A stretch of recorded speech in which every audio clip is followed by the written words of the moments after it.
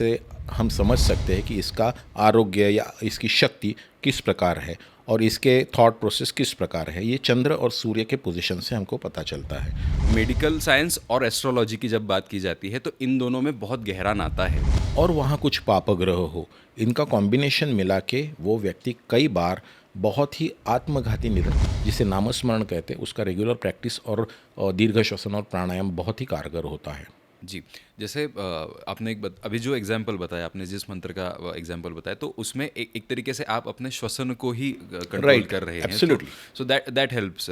सो ये तो हमने चंद्र के बारे में बात की, और अगला ग्रह मतलब सूर्य। सूर्य का और हृदय का क्या संबंध है? देखिए, सूर्य ये ऊर्जा का कारक है, ठीक है। सूर्य की नैसर्गिक कुंडली में जो स्थिति है वो है सिंह राशि। तो निसर्ग कुंडली में 1 2 3 4 5 इस सिंह राशि जो है ना, जैसे कहते हैं मेष वृषभ, इस तरह से ये हृदय के साथ में आती है। और सूर्य ये ऊर्जा का, जिसे कहते हैं कि continuous it is providing us energy like heart. सूर्य ये आत्मा का कारक है, ऊर्जा का कारक है, इलेक्ट्रोमैग्नेटिक फोर्सेस का कारक ग्रह है। इसीलिए हमारे पत्रिका में सूर्य को हृदय का स्थान दिया गया है। अभी जैसे हम कहते हैं कि हमेशा अगर आरोग्य कारक सूर्य को क्यों कहा गया है, आप समझो भगवान ना करे आपको कुछ बीमारी है, आप डॉक्टर के पास चले गए, तो वो स्टेथोस्कोप यहाँ नहीं लगाएगा, वो हृदय पर लगाएगा, हृदय के हार्ट बीट्स चेक करेगा। इसका मतलब है कि सूर्य से आपके आरोग्य का पता चलता है। The beats of your heart, it means the power of your sun, it is being checked कि ये सूर्य इस पत्रिका में अगर डिप्लीटेड हो तो हमेशा व्यक्तियों को, सूर्य किस किस का कारक है, सूर्य स्पाइनल कॉर्ड का, सूर्य हार्ट का, सूर्य आँखों का कारक है, सूर्य आपके विटामिन डी का कारक है। अगर सूर्य अगर डिप्लीटेड हो तो आपको कई बीमारियों का सामना करना पड़ता है। ये पत्रिका से पता चलता है कि इस व्यक्ति का सूर्य नीच है। नीच इसका मतलब अगर वो तुला राशि में है या जल तत्व की राशि में है तो ये व्यक्ति के अंदर विटामिन डी कम होता है। तो इसलिए फिर हमको पता चलता है कि भाई इसका सूर्य डिप्लीटेड है तो इसको कई बीमारियों का सामना करना पड़ेगा। कोलेस्ट्रॉल की लेवल बढ़ जाती है, विटामिन डी कम हो जाता है। इसमें सबसे रामबाण उपाय क्या है, तो सूर्य, उगते हुए सूर्य के प्रकाश में खड़ा रहो। कैस्टर ऑयल का उपयोग करके अगर आप सूर्य का स्नान करो या सूर्य के प्रकाश में आधा घंटा रहो तो आपको विटामिन डी और बहुत अच्छी रोग प्रतिकारक क्षमता मिलती है। तो ये सूर्य का महत्व है। सूर्य पिता का भी कारक है, मतलब पत्रिका से आप सूर्य माने पिता का स्वरूप भी जान सकते हो, बीमारियों का स्वरूप भी जान सकते हो। इसीलिए पत्रिका में सूर्य और चंद्र बहुत इंपॉर्टेंट है। जी। सो जैसे आपने हृदय के बारे में कहा, तो बहुत सारे लोगों को आज के ज़माने में, जैसे फास्ट लाइफ हम लोगों का हो चुका है, तो हार्ट डिसीजेस हो गए, या फिर से डायबिटीज़ या थायराइड, इस तरीके की बहुत सारी जटिल बीमारियां लोग फेस कर रहे हैं आज के ज़माने में। तो ये कुंडली की किस अवस्था से पता चल सकता है कि इस व्यक्ति को ये बीमारी है? देखिए, कुंडली में पंचम स्थान जो होता है ये सूर्य का निसर्ग कुंडली का स्थान है। पंचम स्थान में अगर पापग्रह हो तो पुरुषों को हमेशा कोलेस्ट्रॉल में बढ़ोतरी या सूर्य की मतलब हार्ट की बीमारियों का सामना करना पड़ता है। पंचम स्थान में अगर शनि हो, राहु हो, या पंचम स्थान में कई बार अगर हम वक्री ग्रह देखें तो ऐसे व्यक्तियों को हार्ट की बीमारियों का सामना करना पड़ता है। पंचम स्थान में सिर्फ पापग्रह होना ये एक चीज़ नहीं है। At the same time if the sun is depleted, at the same time अगर चंद्र, अपना सूर्य किसी गलत स्थान पे हो, अष्टम स्थान में हो, 12वें स्थान में हो, या सूर्य किसी ऐसे नक्षत्र में हो या शनि के साथ में हो, तो कई बार ऐसे व्यक्तियों को बीमारियों का सामना करना पड़ता है। Heart diseases are typically seen from the 5th house and the position of the sun. अगर हार्ट डिसीजेस से कोई जूझ रहा है तो ऐसे व्यक्ति ने हमेशा आदित्य हृदय स्तोत्र का पठन करना चाहिए और सूर्य के स्नान करना चाहिए। मैं हमेशा कहता हूँ कि आधा घंटा रोज सूर्य के उगते हुए सूरज के प्रकाश में खड़ा रहना चाहिए। गायत्री मंत्र का जाप या आदित्य हृदय स्तोत्र ये इसमें बहुत कारगर होता है। पत्रिका का पंचम स्थान और सूर्य ये हृदय के लिए पोजीशन हमको बिल्कुल बता सकता है। क्या बात है।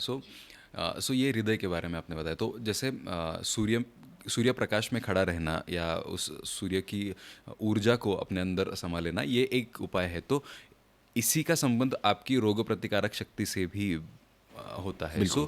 किसी व्यक्ति की रोग प्रतिकारक शक्ति अच्छी है या खराब है, ये कैसे पता चलता है? देखिए, जनरली ये पत्रिका के जो 12 हाउसेस है, इसको किस तरह से देखना चाहिए शारीरिक क्षमताओं के लिए या बीमारियों के लिए। तो पत्रिका का छठा, आठवां और 12वां स्थान, इसे छठा स्थान रोग, रिपु, शत्रु या हम बीमारियों के लिए देखेंगे। आठवां स्थान इसे मृत्यु स्थान कहा गया है। मृत्यु माने नॉट डेथ, मृत्यु माने मरण समय यातना। इसका मतलब है कि द डिसीजेस और the elements which you cannot avoid. देखिए पत्रिका में लग्न स्थान, प्रथम स्थान, यहाँ पर कुछ ऐसे अगर ग्रह हो या कुछ नक्षत्र हो तो व्यक्ति का जो थॉट प्रोसेस होता है वो इस तरह से होता है कि वो ऐसे कर्म करता है कि या इस तरह के इंक्लाइन हो जाता है कि जिसके वजह से छठे स्थान के ग्रह फिर उसको बीमारी देते हैं। तो छठा स्थान ये है, ये जिसे हम कहते हैं कि आगंतुक, या हम उसको आवाहन करते हैं उन बीमारियों को, और वो ठीक कर सकते हैं छठे स्थान के स्थान से देखे हुए रोग। अष्टम स्थान में कई बार हम देखते हैं कि बचपन से किसी बच्चे के हृदय को छेद है या बचपन से किसी व्यक्ति को कुछ बड़ा ये है, तो ये कहाँ से आता है? तो ये पूर्व संचित होता है, जो अष्टम स्थान में प्रतीत होता है। उसको ठीक करना मुश्किल है। अगर उपाय करने हैं, आपको कुछ करना है उसके बारे में, तो छठे स्थान से निर्माण हुए रोगों पर करो। आठवें स्थान से निर्माण हुए रोगों को ठीक करना ये बहुत डिफ़िकल्ट होता है। अगर कोई व्यक्ति उसके बारे में उपाय करता रहे और बाद में अगर वो कहना लगा कि इसमें नहीं हो सकता, तो ये जान लो कि ये पूर्व संचित है। इसके लिए कर्म अच्छे करने चाहिए, बिल्कुल अच्छे करने चाहिए। और हमारे प्राचीन योगशास्त्र, आयुर्वेद, इसमें इसका भी उपाय दिया गया है। 12वां स्थान होता है पत्रिका का, जिसे तीसरा हम त्रिक स्थान कहते हैं। ये मोक्ष का स्थान भी कहते हैं। एक्चुअल हॉस्पिटलाइजेशन 12वें स्थान से देखा जाता है, या 12वें स्थान से साइकोसोमेटिक डिसीजेस या कई बार ऐसी बीमारियां जो अनएक्सप्लेन्ड है, वो 12वें स्थान से भी देखी दी जाती है। छठा स्थान रोग स्थान, आठवां स्थान मृत्यु स्थान और 12वां स्थान ये व्यय स्थान कहा गया है। इन तीन स्थानों में पड़े हुए ग्रह हमेशा बीमारियों का हमको दर्शाते हैं कौन सी बीमारी है, और उसके बारे में हम फिर पत्रिका का ये कर सकते हैं, एनालिसिस कर सकते हैं। क्या बात है। सो जैसे हर एक व्यक्ति की प्रकृति होती है, जैसे आपने बताया कि अलग अलग तरीके के लोग हैं, अलग अलग स्वभाव हैं, तो उस तरीके से प्रकृति भी हो सकती है। कोई ऐसी शीत प्रकृति का व्यक्ति होता है, या फिर कोई होता है कि जो बड़ा ही उष्ण प्रकृति का व्यक्ति होता है। तो इन सब का संबंध किस ग्रह से है और वो किसी पत्रिका में कैसे देखा जाता है? बिल्कुल, देखिए हमारे आयुर्वेद में भी बताया गया है, और हमारे ज्योतिष शास्त्र में भी ना, वात, पित्त और कफ, मतलब अगेन आद्य, मध्य और अंत्य, ये नाड़ियाँ है। आद्य नाड़ी, मध्य नाड़ी और अंत्य नाड़ी। वात प्रकृति, पित्त प्रकृति और कफ प्रकृति, ये प्रकृति है। तो इन तीन प्रकृतियों में संपूर्ण मानव सृष्टि जो है ना, वो बंधी है। ये इसे त्रिदोष कहते हैं। फॉर एग्जाम्पल, वात प्रकृति जो है वो ज़्यादा करके जो ऐसी राशियां हैं कि जिसे हम कहते हैं 3, 7 और 11, इन राशियों में वात प्रकृति होती है। जिसे पित्त प्रकृति कहते हैं, उसमें 1, 5 और 9 ये पित्त प्रकृति है ना। और कफ प्रकृति 4, 8 और 12 है। हाँ, 2, 6 और 10, 2 नंबर का जो राशि है वृषभ राशि, वो कफ प्रकृति में आता है, क्योंकि उसमें बोथ एलिमेंट्स आते हैं। 6 नंबर का जो राशि है कन्या राशि, जिसे आप पित्त प्रकृति में भी डाल सकते हो, और 10 नंबर का जो राशि है जिसे आप वात प्रकृति में इंक्लूड कर सकते हो। लेकिन पर्टिकुलरली इन 3 दोषों में वात, पित्त, कफ, आद्य, मध्य, अंत्य, ये नाड़ियों में संपूर्ण सृष्टि बंधी हुई है। ये नाड़ियों का अभ्यास है। अभी नाड़ी मतलब क्या है? नाड़ी का उगम नाद से हुआ है। मैं हमेशा कहता हूँ कि आपकी नाड़ी, ये आपकी पल्स रेट है, इसका संबंध आपके प्रकृति से है, ना कि आपके संतति सौख्य से। नाड़ी का संबंध vibrational pattern of your body है। If you change the pattern of your breath, if you change by way of yogasana and pranayama, you can change the structure of your anatomy. आप आपकी शरीर प्रकृति बदल सकते हो। इसीलिए तो योग शास्त्र को महत्व है। ज्योतिष शास्त्र से पता चलता है, अगर आप वात प्रकृति को, तो मुझे पता है आप किस तरह से रिएक्ट करोगे, आपको कौन से दोष नैसर्गिक रूप से निर्माण होंगे। ये सब कुछ ठीक है, लेकिन इसके लिए प्राणायाम, ध्यान धारणा और कुछ योगासन है, जिसे पवन मुक्तासन है, और जिसे कहते हैं कि हम विपरीत करणी, यह अपान वायु का सबसे बेहतरीन इलाज है। देखिए क्या होता है कि शनि ये वात कारक जिसे कहते हैं ना, इनका रोगों का एक कारक ग्रह कहा गया है। तो शनि से, शनि और राहु से हम, जिसे हम कहते हैं कि ऑर्थराइटिस कहते हैं, जिसे संधिवात कहते हैं, उसको शनि की पोजीशन से देखा जाएगा। हैं, ठीक है। और बाद में हम अगर पित्त प्रकृति के लिए हम सूर्य या मंगल को देखेंगे। पित्त इसका मतलब है कि उष्ण प्रकृति, ठीक है। और कफ प्रकृति के लिए जल तत्वों के ग्रह चंद्र, शुक्र, बुध, इसे देखेंगे। ओके। तो इन्हीं ग्रहों की वजह से मतलब इनके पोजीशन से आप जान सकते हैं कि किसी व्यक्ति की प्रकृति कैसी होगी, बरोबर। या फिर वो किस तरीके के सीजन में किस तरीके से राइट। उनकी बॉडी रिएक्ट राइट। करेगी। So that's what how you can understand. But इसके साथ में एक कॉमन सवाल, मतलब जो सबसे पहला सवाल आता है आरोग्य के बारे में। So people go on outer looks, जैसे आपका शरीर कैसे होगा, जैसे आपका वजन सही मात्रा में है या नहीं, आपके बाल अच्छे हैं या नहीं, आपकी त्वचा अच्छी है या नहीं। तो इनके बारे में बहुत लोगों के सवाल होते हैं। तो जैसे किसी के बाल झड़ना, या फिर किसी का मोटा होना, या फिर किसी की त्वचा खराब होना, तो ये किस तरीके से पता चल सकता है? देखिए, पत्रिका में बुध ये त्वचा का कारक ग्रह है। अगर आपको दिखाई दिया कि वक्री बुध है और राहु के नक्षत्र में है या राहु के साथ संबंध बना रहा है, जिसे कहते हैं मिथुन राशि का जो बुध है वो आर्द्रा नक्षत्र में आता है, तो नक्षत्र ये विशिष्ट गुणधर्म है। मैं हमेशा कहता हूँ कि ग्रहों के साथ में जो नक्षत्र जुड़ते हैं, ये कॉम्बिनेशन आरोग्य के लिए देखा जाता है। फॉर एग्जांपल, बुध अगर आर्द्रा मॉइस्चर के नक्षत्रों में हो तो त्वचा में छाले पड़ते हैं। बुध अगर सूर्य के साथ में हो और वो अगर वक्री हो तो व्यक्ति को डैंड्रफ की समस्या और बाल झड़ने की समस्या आती है, आँखों को तकलीफ होता है, माइग्रेन का समस्या आता है। तो 12वें स्थान से खास करके आँखों की तकलीफ देखी जाती है। जैसे हम कहते कि जिसे हम कहते कि जो कुंडली है, ठीक है, जिसे हम काल पुरुष कहते हैं, तो पत्रिका का पहला स्थान ये मस्तक है और 12वां स्थान और द्वितीय स्थान ये दो आँखें हैं। इसका मतलब ये है कि उनसे हमको पता चलता है कि आँखों की बीमारी होगी क्या, या इस व्यक्ति को बाल झड़ने की समस्या होगी क्या, यह बुध से पता चलता है। हर एक ग्रह को एक एक प्रकार का कारकत्व हम उससे पता चलता है। देखिए, बुध ये सूर्य से सिर्फ 28 डिग्री इर्द गिर्द घूमता है, इसीलिए बुध पर सबसे ज़्यादा प्रभाव सूर्य का होता है। इसीलिए अगर जब भी पत्रिका में आपको पित्त से जुड़ी तकलीफ़ें हो तो बुध का ही, क्योंकि वो प्रकोप है, उष्णता का प्रकोप है। अगर स्किन पे आ गया तो वो स्किन जला देगा, अगर पेट पे आ गया तो वो पेट खराब कर देगा। लेकिन अगर वही बुध बहुत अच्छे पोजीशन में हो तो वो उच्च बुद्धिमत्ता और ब्रिलियंस, कम्युनिकेशन स्किल्स भी देता है और एक व्यक्ति बहुत ही ज़्यादा बुद्धिमान होता है। इसीलिए बुध ये बहुत इंपॉर्टेंट है, पत्रिका में देखना ही पड़ता है। खास करके जो आपने क्वेश्चन पूछा कि बालों की समस्या, तो उसके लिए शनि और बुध का पोजीशन देखना पड़ता है, उनके नक्षत्र देखने पड़ते हैं। सिर्फ ग्रह नहीं, ग्रहों के पीछे जो नक्षत्र होते हैं वो ग्रहों का रोल डिसाइड करते हैं। तो ग्रह, नक्षत्र, राशि और उनका पोजीशन पत्रिका में ये कॉम्बिनेशन आरोग्य के लिए देखा जाता है। ओके।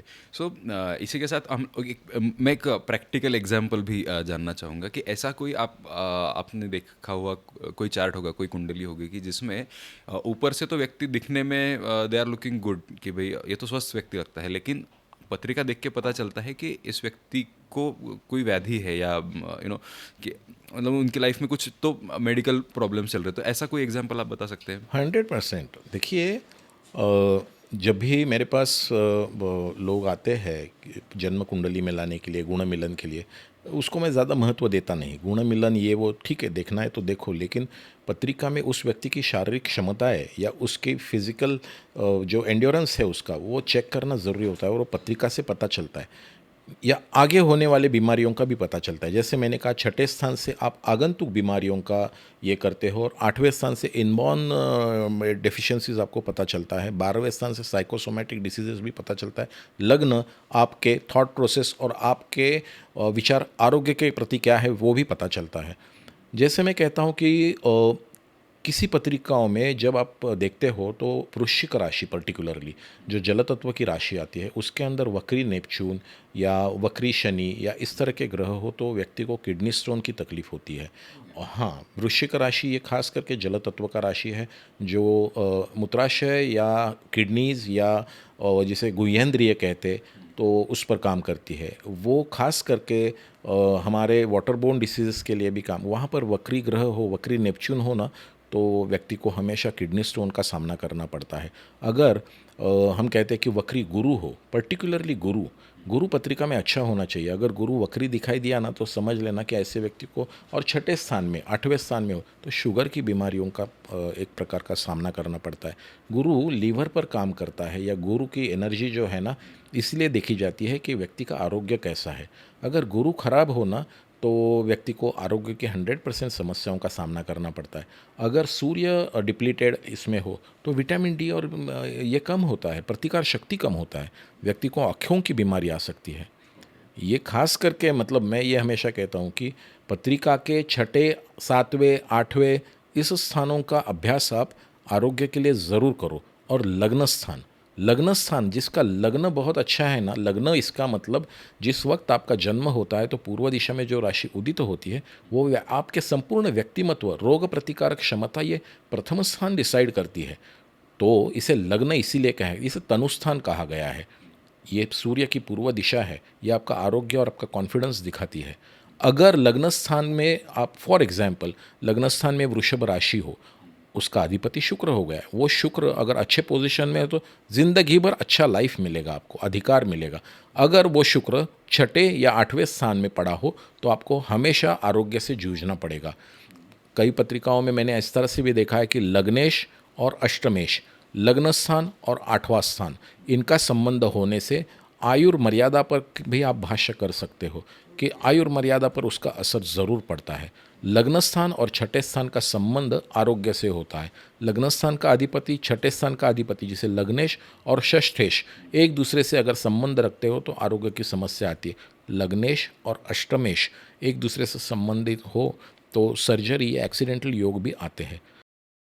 इसीलिए मैं हमेशा कहता हूँ कि आरोग्य के लिए आठवां स्थान ज़रूर देखो, छठा स्थान देखो, लग्न स्थान भी देखो। सो जैसे आपने अभी एक जिक्र किया कि एक्सीडेंट या फिर उसके उसी के इक्विवेलेंट है सर्जरीज। सो ये भी बहुत लोगों की लाइफ में उनको they have to go through this कि all of a sudden they met an accident and they had to go through bigger surgeries. तो इन दो स्थानों से तो उनका पता चलता ही है, लेकिन क्या हम लोग इस चीज़ का अंदाज़ा लगा सकते हैं कि किस आयु में या किस वक्त ये ऐसे योग उनकी ज़िंदगी में आएंगे? Of course, first of all ये योग किस तरह से बनते हैं, सिर्फ स्थान दर्शाते नहीं हैं। जो ग्रह होते हैं इसमें पर्टिकुलरली हर्षल सूर्य, हर्षल मंगल, हर्षल शनि, इनके जो योग होते हैं ना वो एक्सीडेंट प्रोन होते हैं। पत्रिका में अगर इन दोनों का षडाष्टक माने एक दूसरे से छठे स्थान का संबंध हो या एक दूसरे से आठवें स्थान में हो, वक्री हर्षल, वक्री मंगल, ये एक्सीडेंट प्रोन है ही। कभी ना कभी ज़िंदगी में इनका एक्सीडेंट होगा। अगर पत्रिका में वक्री शनि हो, वक्री शनि पत्रिका में, और वो भी 12 नंबर की राशि में या 1 नंबर के मेष राशि में हो तो पैरों को तकलीफ या लिगामेंट टेयर 100% होता है। वक्री शनि मेष राशि, ये पैरों के लिए बिल्कुल अच्छा नहीं है। जैसे मैंने कहा है कि सर्जरी के योग, सर्जरी के योग 8वें स्थान में अगर वक्री मंगल होना तो महिलाओं को at the time of pregnancy और सी सेक्शन या सीजरियन का सामना करना ही पड़ता है। पंचम स्थान में अगर वक्री हर्षल हो या वक्री शनि हो या वक्री मंगल हो, अगेन द सेम थिंग, उनको किसी न किसी प्रोसीजर का सामना करना ही पड़ता है। ये जो ग्रह होते हैं ना, इनका वक्री होना, पर्टिकुलरली हर्षल का, और उसका संबंध वक्री मंगल से होना ना, ये पत्रिका में चेक करना पड़ता है। अगर सामने सामने हो, जिसे प्रतियोग कहते हैं, मतलब वहाँ से सातवें घर में एग्जैक्टली, तो ये बिल्कुल अच्छा योग नहीं है। और अगर नक्षत्र भी उग्र नक्षत्र हो या जिसे हम राक्षसगणी नक्षत्र कहते हैं तो सर्जरी या एक्सीडेंट्स के योग पत्रिका में बनते हैं। अभी ये अगला आपका जो क्वेश्चन है बहुत ही रिलेवेंट क्वेश्चन है, कब आते हैं ये योग? देखिए, ऐसा नहीं कि भाई तेरा जन्म से ये पत्रिकाएं चल, अभी तेरा लाइफ ऐसा ही एक्सीडेंट करते रहे, नहीं नहीं नहीं। देखिए, इसके लिए दशाओं का निर्माण किया गया है कि दशाओं में उसका पता चलता है कि इनको कौन सी महादशा चल रही है। छठे, आठवें या 12वें स्थान के राशियों के अधिपति की महादशा, इन लोगों को इस तरह के एलिमेंट से गुजरना पड़ता है। राहु की महादशा, केतु की महादशा, इन लोगों को इस तरह के घटनाओं से गुजरना पड़ता है। डेफिनेटली ये चीज़ें होती है छठे, आठवें या 12वें स्थान के ग्रहों की दशा, और उस वक्त ये कॉम्बिनेशन गोचर में आया। गोचर इसका मतलब ट्रांजिट, कि मूल पत्रिका में तो दिखाई दे रहा है, अभी तो वो घूम रहा है, हॉरोस्कोप घूम रहा है। At the time of, for example, अभी जैसे हम कहते हैं कि शनि की महादशा चल रही है, इनका 8वें स्थान का अधिपति शनि है।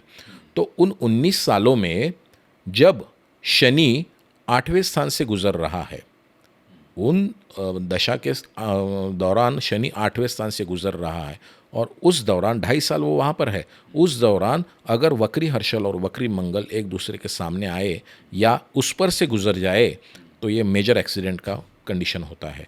इसका मतलब है दशा गोचर ये योग बनाते हैं।